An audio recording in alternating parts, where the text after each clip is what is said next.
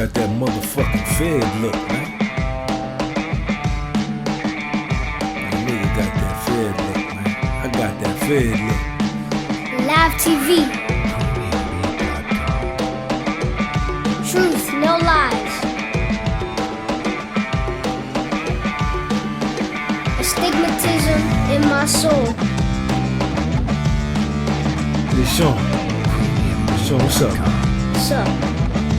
Man, I forgot what it is, man. Man, you can't forget astigmatism in my soul. Yo, Marcus Garvey Park, we in Harlem. I got my man here. I just met him we've been talking for about 50 minutes. I got my man here, May the 2nd. This is heavyweight, y'all. Check him out. Check him out, like 6'3", 260. Check that money out. We in Harlem, man. Marcus Garvey Park, my man down there, he reading the book. Okay.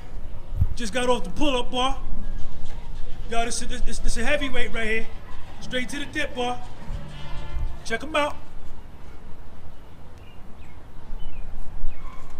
Damn, I see you.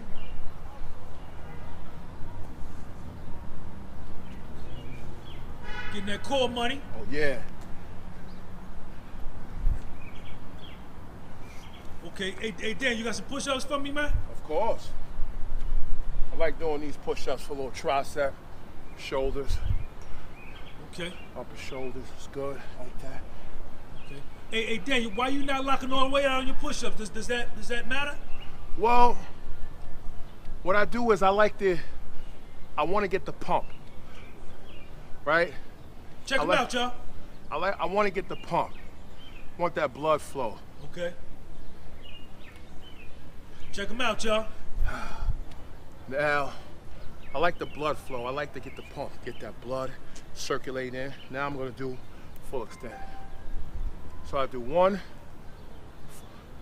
half. Okay, y'all. And then I do the other one, full extension. Okay, now you're doing the full range of motion with the half step.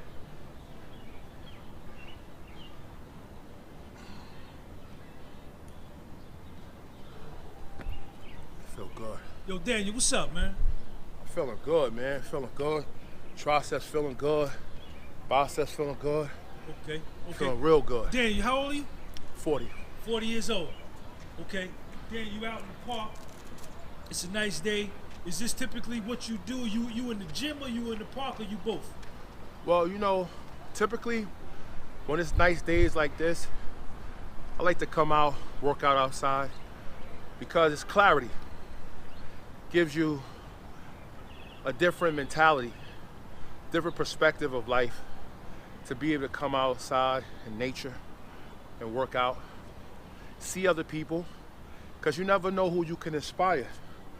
The smallest thing can inspire someone and change their life. By a smile, working out, because there's a lot of people that want to work out that's probably discouraged instead of encouraged. And so coming outside, working out outside.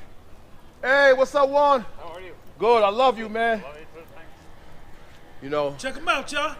coming outside, working out, for me, it's more to inspire people and to, you know, allow people to see the physical activity. Versus in the gym, can't really breathe. It's a lot of people in the gym. You know, there's no air circulation. Waiting on machines. And You're waiting on machines, and the oxygen in your brain doesn't resonate the same way it does when you're outside in the open. When you're breathing fresh air, I think it's amazing when you're outside working out. Amazing. Now, Daniel, where you from, man? Oh man, I'm originally from Brooklyn, New York. From What part? East New York. Yo, shout out to East New York. From East New York, but I come up. I live in Harlem, man. I love Harlem. What side of town you on in Harlem? 125th by Amsterdam. Okay. And it's beautiful, man. It's for me, being in Harlem versus Brooklyn, it's different because, you know, A lot of people in Brooklyn that lives in that borough, unfortunately, like to hurt each other and create destruction towards one another. And I believe, like, living in Harlem, it's a little bit, it happens, but it doesn't happen as frequently as Brooklyn. Brooklyn is kind of tough. Now, Daniel, me and you was talking before we did this video, and you was expressing to me that you like to live organically. You like to live organically. Add some color to that for me, man. When I use the expression organic, I use that expression in a way to say it's just being natural, right? Being natural with the way you look, being natural the way you speak, being natural the way you think, and essentially how you treat people. Treating people organically is basically treating people the way you want to be treated, expressing the way how you want to be felt and how you want to feel in certain situations and certain relationships. So for me, being organic is all about an expression, about talking with impeccability, treating people with respect, and definitely with compassion. So that's what I mean about being organic. Now, Daniel, check it out. How tall are you? 6'4.5". 6'4.5". How much you weigh? 260. All right, you 6'4", 260. Daniel, you's a big dude and shit. You got these tattoos and shit. Now, you can intimidate a lot of people, man, just from your look. But now that I'm speaking to you, you're very articulate, and I've spoken to you offline. Do you find that happens to you a lot, man, in your life, where people look at you and get a certain preconceived notion about you without having even spoken to you? Yeah, definitely. How do you deal with that?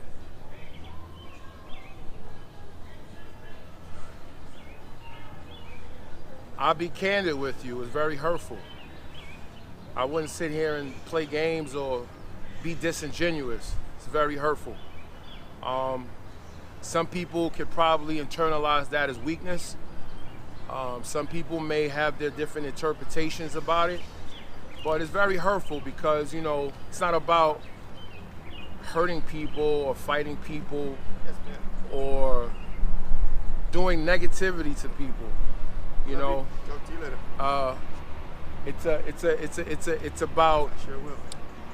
It's about helping people, showing love to people, and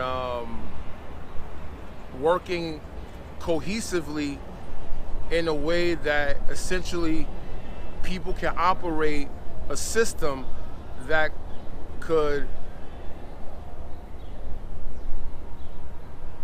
move and revolutionize and develop. And so it's very hurtful because when someone doesn't know you and someone has a preconceived idea, without you actually saying anything, without you even having any emotion and being treated that way, it's very hurtful because, emotionally I don't feel that way, right? I don't feel a way to want to see people demise. That doesn't make me feel good. I want to see everybody win. I want to see everybody. Check them out, y'all. I want to see everybody with luxury things. I would like to see everybody with lavish things. I want to see everybody live opulence. I want everyone to eat, to have shelter, to have the best thing that they could possibly have. And so that's the thing that I would want for everyone, not just African Americans, but for every living creature that's walking on the face of earth. Now, Daniel, me and you was talking about you're a book reader, and I can tell that being as articulate as you speak, that you're a heavy reader. You talked about you reading Marcus Aurelius, and you've evolved. Obviously, you've evolved into this person that we see now, who's well-spoken. You got this energy and this vibration about you. Was there a life? Did Daniel have a life before he's evolved into this man that we see today? Of course. I mean, I believe that anyone that lived righteously always was in the dark at one point in time. Everyone. Because you have to have a night and day. So, there was moments in life where I followed the wrong leadership. And there was a time when I met a good person that was a good mentor to me.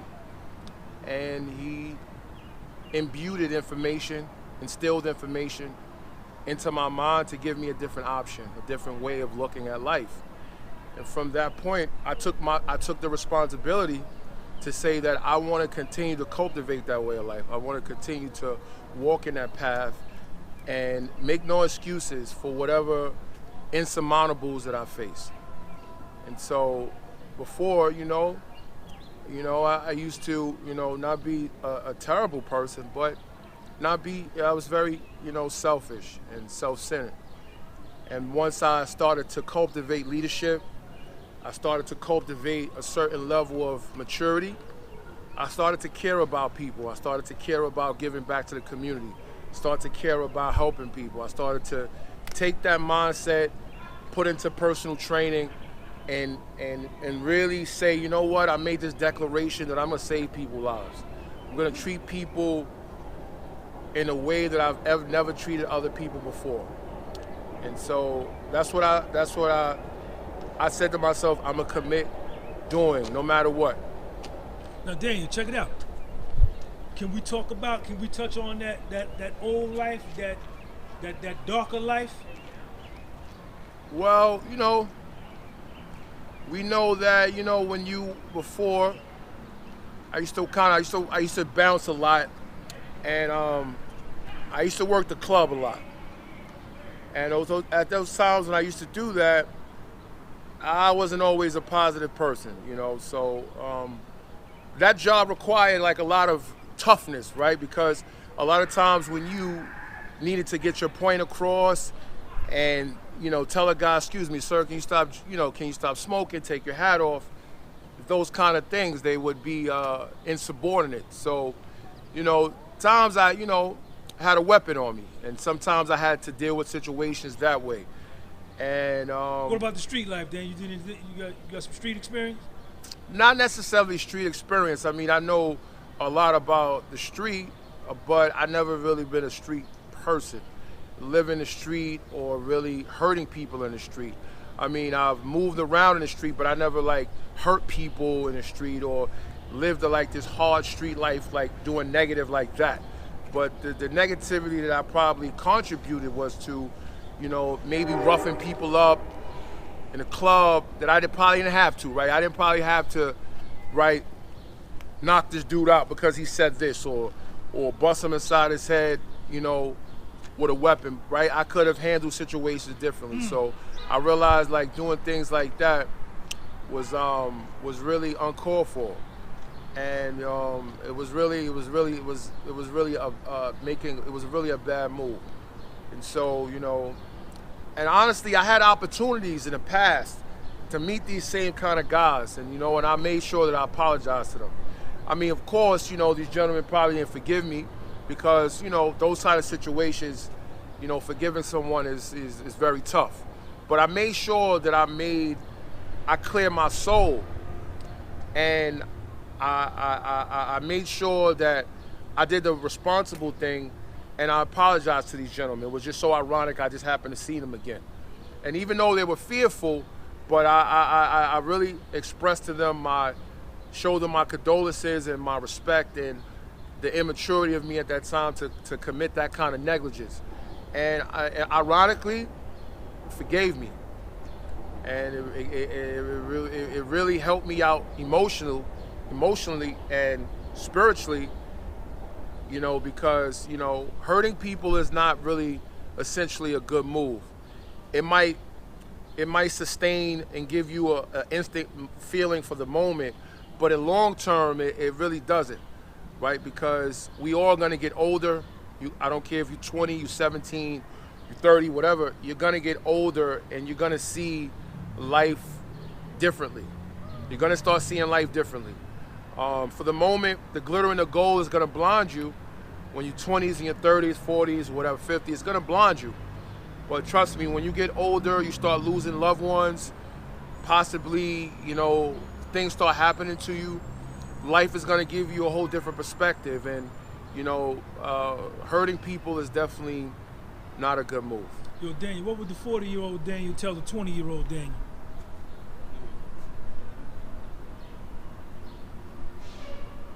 Wow, that's a very that's a deep thing right there, man. That's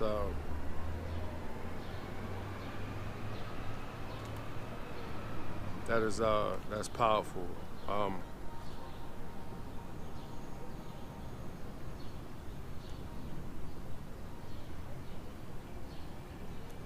I would probably have to tell him that That water coming to your eyes, Daniel? yeah, it's very deep, man. It's not. I've always been a real person, man. I've never been fake. And I'm very secure, but I'm not. It's not fake. I would tell him that he has to develop a skill set, an emotional skill set, a psychological skill set, Check them out, y'all. a verbal skill set Get him, Daniel. that allow himself to become the best person that he could ever become. That to not allow anything to deter him from being the best that he could be. And not allow himself to be discouraged by anything. That he could be whatever he want to be. That he could do it. So certain things that you might not ascertain or you might not see now, but if you stay focused and you persevere and you stay positive, life will bless you. But just don't hurt nobody, man. Just don't hurt nobody. Don't gossip about people. Don't look down on people, maybe if they don't have money or if they're in the street. Don't look down on people, man. Show everybody love, even people that may hate you or people that may not understand you. Still show them love. They hate you, man. They show them love if they hate you, man. Yeah, you show them love if they hate you, man. But they hate you, man. You still have to show them love. That ain't soft. Nah, it's not soft. That ain't weak, man. Nah, that's not weak. It's not weak. People hate you, you still show them love. The toughest thing that you could do if see an enemy or someone that like you is act like them. That's the easiest thing to do, be like them. The hardest thing to do is still in a moment of adversity is showing people the right way to live. It's easy to show hate back. It's easy. It's easy. It's easy to show hate back. Of course, a person's gonna think it's weakness because it's hard to show love back. It's hard to show love to someone that's trying to hurt you. You feel vulnerable. That's why you say it's weak. Because the person is playing a psychological game with themselves by making themselves feel like responding back with negativity is justifying his behavior. But really, you're scared. But showing love doesn't mean that it's love in a sense is weakness. Showing love in a sense of positivity is basically showing the other person that his behavior is wrong. And when I mean love, I don't mean somebody's trying to literally hurt me, like literally hurt you. When you face imminent danger, if you're facing imminent danger, somebody's actually trying to physically hurt you, that is a little different situation, right? You have to defend yourself. But we're talking about the type of hatred where people talk behind your back, or we're talking about the type of hatred that people gossiping about you, or the type of hatred that people are trying to make you, try to break you, that's the type of hatred that I'm speaking about. And I'm speaking that when you face hatred that way, you have to reciprocate hatred back with love.